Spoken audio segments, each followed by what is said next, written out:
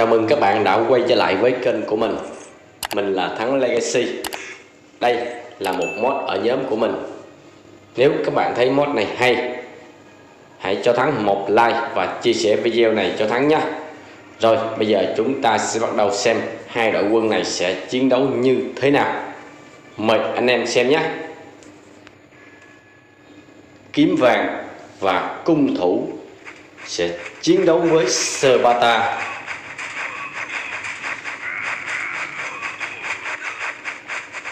Hai đội quân đang sắp lá cà mà Thắng dường như không nhìn thấy gì hết, chỉ thấy những cái điểm màu đỏ nó nổi lên thôi. Và đây là tất cả những cung thủ quá đẳng cấp luôn. Ôi trời ơi, những con kiếm vàng đã bị hạ hết rồi. Và đây là một bầy cung thủ đang phải đối đầu với một đội quân Sparta rất mạnh mẽ. Và một đội quân cung thủ này đã có sự hỗ trợ của kiếm vàng. Và các bạn xem hai đội quân này sẽ như thế nào đây. Đội quân của Sparta thấy cung thủ kiếm vàng và đã rút về. Và bây giờ đội quân kiếm vàng bắt đầu tấn công tượng của địch. Vậy là đã có sự tiếp viện. Hai đội quân tiếp tục sắp lá cà và không biết những nhân vật nào đã bị hạ. Bây giờ kiếm vàng đã rút về. Wow, lại quay lại tiếp tục tấn công.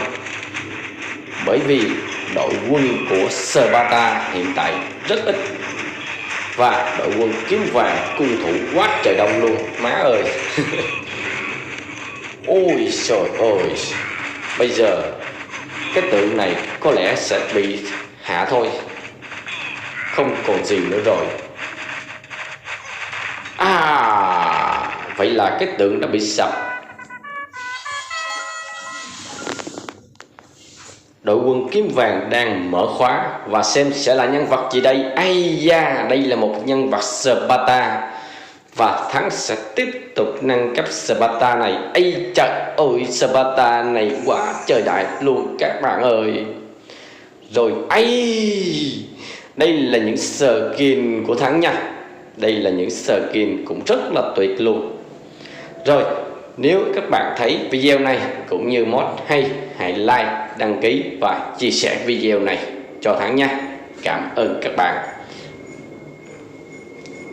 Và bạn nào muốn vào được Zalo của Thắng thì ở những video trước Thắng có để đường link ở trong Zalo. Các bạn hãy tham gia và liên kết với Zalo đó nhé. Cảm ơn các bạn. Đây là một bản đồ và gì đây? Kiếm sĩ phản công. Và các bạn xem Thắng sẽ sử dụng đội quân gì để hạ hết những người que kiếm này đây. Các bạn xem nhé. Và đây là những skin của Thắng. Đầu tiên thì Thắng sẽ mở bơm máu. Đây là một phù thủy bơm máu. Tiếp theo thả những Sparta ra. Và đây là những Sparta có khả năng phục hồi lại giáo. Khi phóng ra một cái giáo khoảng một thời gian ngắn thôi thì những Sparta này có thể phục hồi lại giáo và sẽ phóng tiếp giáo nhanh. Một đội quân rất là đẹp luôn các bạn. Và đây là một đội quân có thể Thắng sẽ đưa lên trên trang thumbnail của video này. Anh em, các bạn like, chia sẻ và đăng ký video giúp Thắng nhé. Ôi rồi, các bạn xem nhé.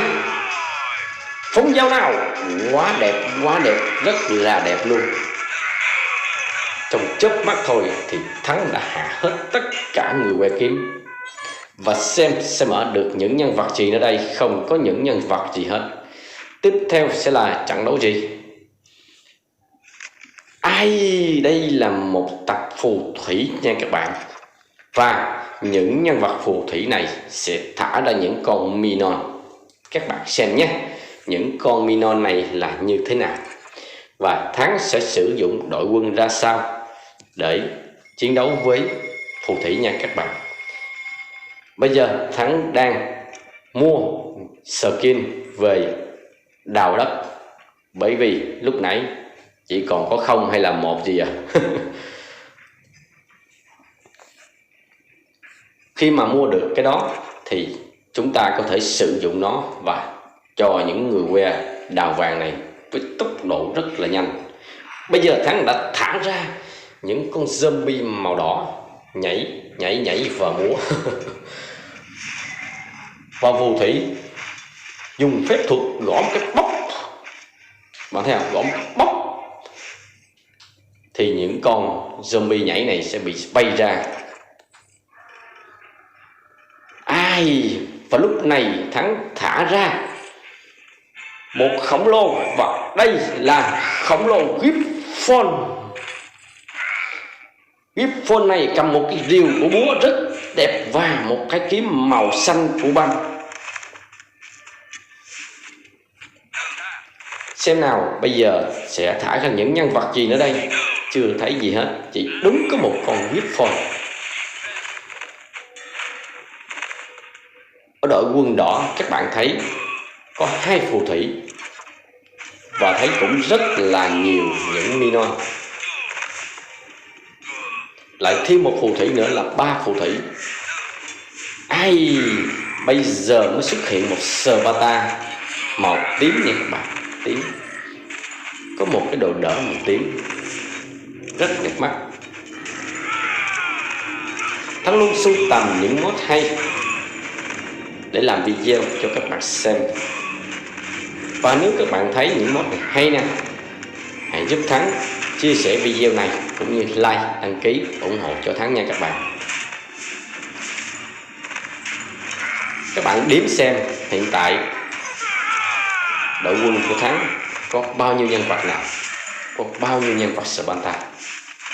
Ở đây dường như Thắng đếm hình như là có 7 hay là 6 các bạn. Tốc độ đánh của những nhân vật này cũng không nhanh lắm nha các bạn, không nhanh lắm. Lại xuất hiện thêm 2 phù thủy nữa nha các bạn, 2 phù thủy nữa. Và bây giờ Thắng sẽ tiếp tục cho những nhân vật Sparta ra. Nếu mà cho đông quá, điện thoại của các bạn mà yếu á, thì có khả năng sẽ bị treo nha các bạn. Thậm chí là nó đứng luôn cũng không chừng. Cho nên các bạn thả cũng vừa vừa thôi nha. Chủ yếu là cho video nó đẹp này các bạn nha. Đó. Rồi anh em bạn nào chưa like và chưa đăng ký kênh của Thắng thì hãy like, đăng ký, chia sẻ video này giúp Thắng nha, để Thắng có một cái động lực làm những cái video hay hơn, cũng như tìm những mod hấp dẫn hơn để chia sẻ đến các bạn, cho các bạn xem thật là tuyệt luôn nha các bạn.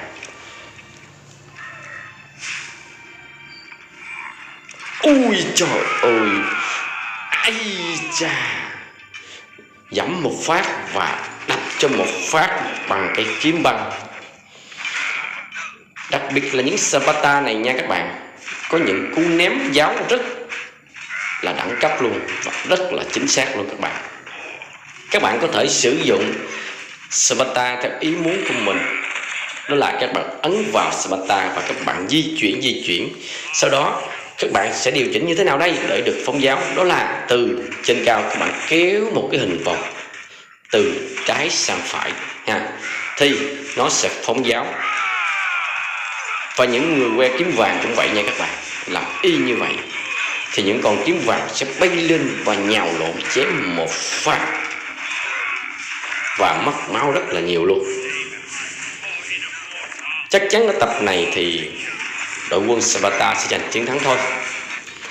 Và hiện tại thì các bạn thấy xuất hiện thêm một phù thủy bơm máu, và lại thêm những bơm máu màu xanh lá cây rất đẹp. Lại xuất hiện thêm 3 Sparta lại thêm một Sparta nữa là 4 Sparta.